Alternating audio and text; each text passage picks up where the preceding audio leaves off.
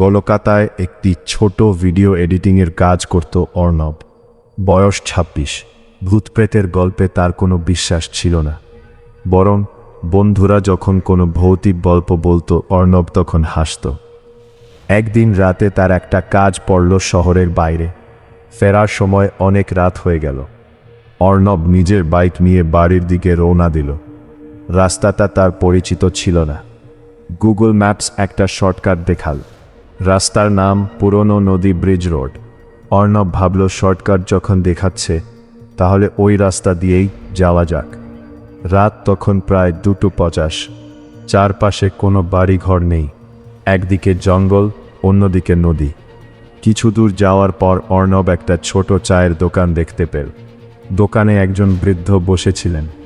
Arnab bike থামিয়ে বলল, অর্ণব কাকু, এই রাস্তা দিয়ে গেলে শহরের দিকে যাওয়া যাবে তো?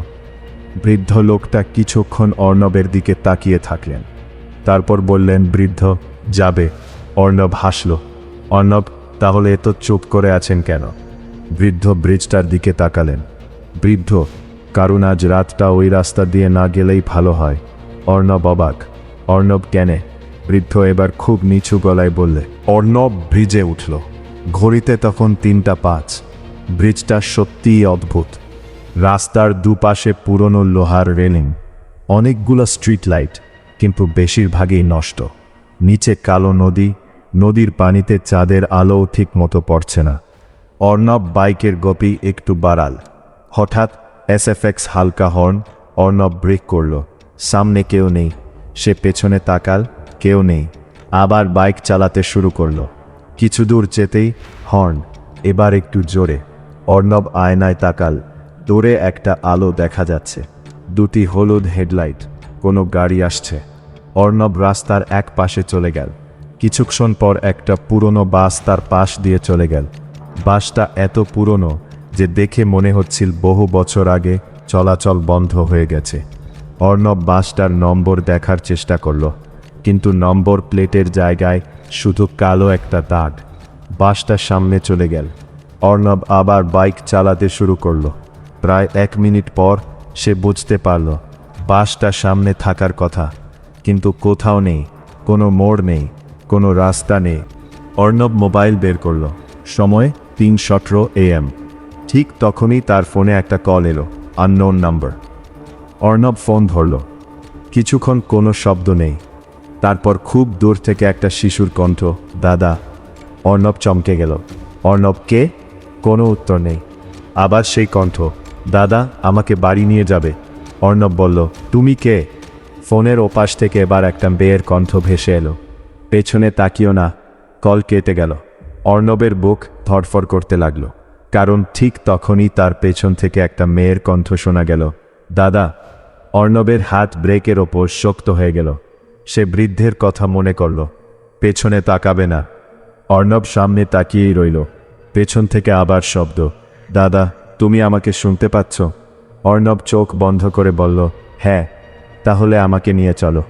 অর্ণব জিজ্ঞেস করল, কোথায়? কণ্ঠটা বলল, ব্রিজের ওপারে। অর্ণব সাহস করে বাইক স্টার্ট করল। এবার বাইক স্টার্ট হয়ে গেল। সে ধীরে ধীরে সামনে এগোতে লাগল। কিছুক্ষণ পর রাস্তার পাশে একটা ছোট মেয়ে দাঁড়িয়ে থাকতে দেখল। বয়স 10 বা 11। পরনে পুরনো স্কুল ড্রেস, কাঁধে একটা ব্যাগ। অর্ণব বাইক থামাল। অর্ণব, তুমি এখানে একা? মেয়েটা কোনো উত্তর দিল না, শুধু বলল, আমাকে ওপারে নিয়ে যাবে? অর্ণব বলল, তোমার বাড়ি কোথায়? মেয়েটা নদীর দিকে তাকাল। ওপারে। অর্ণব অবাক। ব্রিজের ওপারে তো কোনো বাড়ি নেই, শুধু জঙ্গল। সে বলল, তোমার বাবা মা কোথায়? মেয়েটা ধীরে বলল, ওরা বাসে আছে। অর্ণবের শরীর ঠান্ডা হয়ে গেল। কোন বাসে? মেয়েটা পিছনের দিকে তাকাল। অর্ণবও প্রায় পেছনে তাকিয়ে ফেলেছিল। মেয়েটা চিৎকার করল, না। অর্ণব থেমে গেল। মেয়েটা বলল, ওটা দেখলে ওরা তোমাকে দেখতে পাবে। অর্ণব বুঝতে পারছিল না কি করবে। মেয়েটা বলল, আমার নাম মীরা। অর্ণব বলল, মীরা, তোমাকে আমি বাড়ি পৌঁছে দেব, কিন্তু তোমার বাড়ি কোথায় সেটা বলো। মীরা হাসল, কিন্তু সেই হাসির মধ্যে কোনো আনন্দ ছিল না। মীরা, আমি তো 10 বছর ধরে বাড়ি যাইনি। অর্ণব চুপ। অর্ণব, কি বলছো? মীরা বলল, 10 বছর আগে আমি এই ব্রিজে এসেছিলাম। তারপর ধীরে ধীরে বলতে শুরু করলো। 10 বছর আগে একটা রাতের বাস এই ব্রিজ পার হচ্ছিল। বাসে ছিল অনেক যাত্রী। হঠাৎ ব্রিজের মাঝখানে বাসটা থেমে যায়। ড্রাইভার বাস থেকে নেমে যায়। কিছুক্ষণ পর যাত্রীরা দেখতে পায় ড্রাইভার নেই, কিন্তু বাসের দরজা নিজে থেকেই বন্ধ হয়ে যায়। তারপর বাসের ভেতরের আলো নিভে যায়। আর যখন আলো আবার জ্বলে, বাসে থাকা কয়েকজন যাত্রী আর নেই। অর্ণব জিজ্ঞেস করল, কিন্তু সবাই তো বলেছিল বাসটা নদীতে পড়েছিল। মীরা মাথা নাড়ল, ওটা মিথ্যে। তাহলে বাসটা কোথায় গিয়েছিল? মীরা উত্তর দিল না, শুধু বলল, প্রতি বছর এই রাতটায় বাসটা ফিরে আসে। অর্ণব বলল, কেন? মীরা এবার অর্ণবের চোখের দিকে তাকাল, কারণ বাসটার একজন যাত্রী এখনো বাকি। অর্ণবের বুক কেঁপে উঠল। কে? মীরা বলল, যে মানুষটা আজ রাতে ব্রিজে আসবে। অর্ণব ধীরে ধীরে বুঝতে পারল মেয়েটা তার কথা বলছে। অর্ণব বাইক ঘুরিয়ে ফিরে যেতে চাইল, কিন্তু সামনে আবার সেই ব্রিজ। সে যতবার ঘুরে যায় আবার একই জায়গায় ফিরে আসে। একবার, দুবার, তিনবার, সব রাস্তা যেন একই জায়গায় এসে শেষ হচ্ছে। অর্ণব চিৎকার করে বলল, এটা কি হচ্ছে? মীরা শান্তভাবে বলল, তুমি এখন ব্রিজের মধ্যে আটকে গেছ। অর্ণব, বের হওয়ার রাস্তা? মীরা বলল, আছে। অর্ণব, কোথায়? মীরা ব্রিজের মাঝখানের দিকে তাকাল। ওখানে। অর্ণব বলল, কিন্তু ওখানেই তো বাসটা আসে। মীরা বলল, হ্যাঁ। দূরে আবার দুটি হলুদ আলো জ্বলে উঠল। এসএফএক্স বাসের ইঞ্জিন ধীরে ধীরে কাছে আসছে। মীরা অর্ণবের হাত ধরে বলল, এবার যাই, দেখো, কোনো প্রশ্ন করবে না। বাসটা কাছে এলো। দরজা খুলল। অর্ণব দেখল ভেতরে অনেক মানুষ। কেউ জানালার বাইরে তাকিয়ে আছে, কেউ মাথা নিচু করে বসে, কেউ চোখ বন্ধ করে আছে, কিন্তু কারো মুখে কোনো কথা নেই। বাসের সামনের সিটে একজন ড্রাইভার বসে। অর্ণব তার মুখ দেখতে পাচ্ছিল না। ড্রাইভার ধীরে মাথা তুলল, তারপর বলল, টিকিট? অর্ণব বলল, আমার টিকিট নেই। ড্রাইভার বলল, সবাই প্রথমে এই কথাটাই বলে। তারপর সে হাত বাড়িয়ে দিল। অর্ণবের হাতে হঠাৎ একটা পুরনো টিকিট এসে পড়ল। টিকিটে লেখা, যাত্রী অর্ণব সেন। অর্ণব অবাক, এটা কিভাবে সম্ভব? ড্রাইভার এবার হাসল, কারণ তোমার যাত্রা আজ থেকে শুরু হয়নি। মীরা অর্ণবকে বাসের পেছনের দিকে নিয়ে গেল। সেখানে একটা পুরনো ব্যাগ পড়েছিল। মীরা বলল, ওটা আমার। ব্যাগের ভেতর একটা পুরনো ডায়েরি। ডায়েরিটা খুলে অর্ণব দেখল, প্রথম পাতায় লেখা, যদি আমি ফিরে না আসি তাহলে সত্যিটা সবাইকে জানিও। পরের পাতায় লেখা ছিল, সেদিন বাস দুর্ঘটনা হয়নি। বাসের ড্রাইভার ইচ্ছা করে ব্রিজে বাস থামিয়েছিল, কারণ সে জানত এই ব্রিজের নিচে বহু বছর আগে একটা পুরনো রাস্তা ছিল। সেই রাস্তা বন্যায় ডুবে গিয়েছিল। লোকেরা বিশ্বাস করত সেই রাস্তার কিছু মানুষ এখনও সেখানে আটকে আছে। ড্রাইভার নাকি তাদের আত্মাকে মুক্ত করার জন্য প্রতি বছর একটা নির্দিষ্ট রাতে বাস নিয়ে ব্রিজে আসত। কিন্তু সেই রাতে কিছু ভুল হয়ে যায়। বাসের যাত্রীরা সবাই সেই অদৃশ্য জায়গায় আটকে যায়। আর তারপর থেকে প্রতি বছর একজন নতুন জীবিত মানুষকে তারা নিজেদের সঙ্গে নিতে চায়। অর্ণব ডায়েরির শেষ পাতায় একটা নাম দেখতে পেল, অর্ণব। সে স্তব্ধ হয়ে গেল। মীরা বলো, তুমি বুঝতে পারছো? অর্ণব মাথা নাড়ল, না।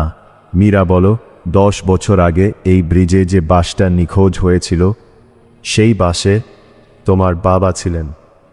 অর্ণবের চোখ বড় হয়ে গেল।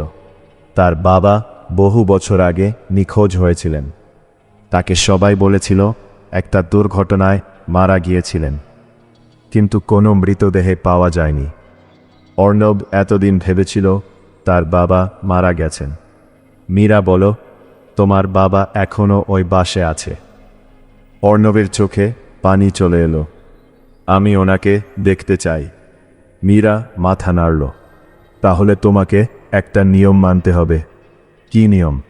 তুমি বাবাকে দেখলেও তাকে ছুবে না। অর্ণব বাঁশের শেষ সিটের দিকে এগোল।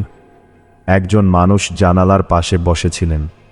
চুলে পাক ধরেছে, মুখটা ক্লান্ত, কিন্তু অর্ণব তাকে চিনতে পারল। তার বাবা। অর্ণব ফিসফিস করে বলল, বাবা। লোকটা ধীরে তাকালেন, চোখে পানি। বাবা, তুই এখানে কেন এসেছিস? অর্ণব কাঁদতে কাঁদতে বলল, তোমাকে নিতে এসেছি। তার বাবা মাথা নাড়লেন। আমি যেতে পারবো না। কেন? কারণ এই বাস থেকে কেউ নিজের ইচ্ছায় বেরোতে পারে না। অর্ণব বলল, তাহলে আমি কি করব? বাবা জানালার বাইরে তাকিয়ে বললেন, যে মানুষ এই বাসে উঠেছে তাকে নিজের নাম ভুলে যেতে হয়। অর্ণব বলল, আমি আমার নাম ভুলব না।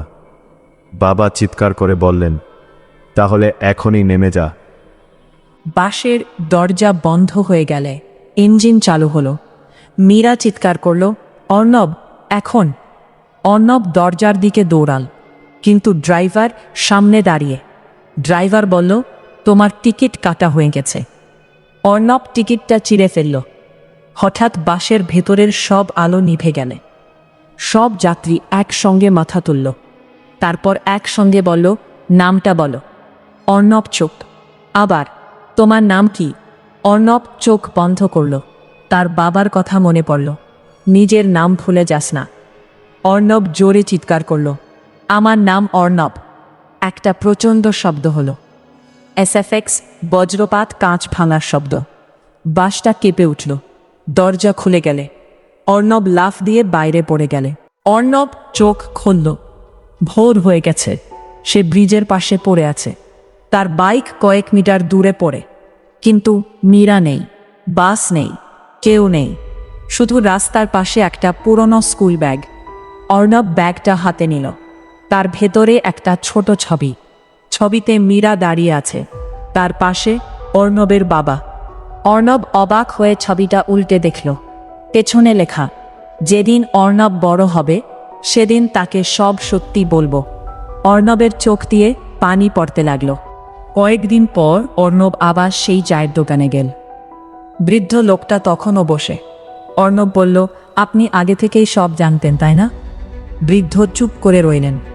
অর্ণব বলল, ওই বাসে আমার বাবা ছিলেন। বৃদ্ধ মাথা নিচু করলেন। তারপর বললেন, আমি জানি। অর্ণব অবাক, আপনি কিভাবে জানেন? বৃদ্ধ ধীরে নিজের পকেট থেকে একটা পুরনো বাসের টিকিট বের করলেন। টিকিটে লেখা, যাত্রী অর্ণব সেন। অর্ণব বলল, এটা তো আমার টিকিট। বৃদ্ধ মাথা নাড়লেন। না। একটু থেমে বললেন, এটা 10 বছর আগের টিকিট। অর্ণবের শরীর শিউরে উঠল।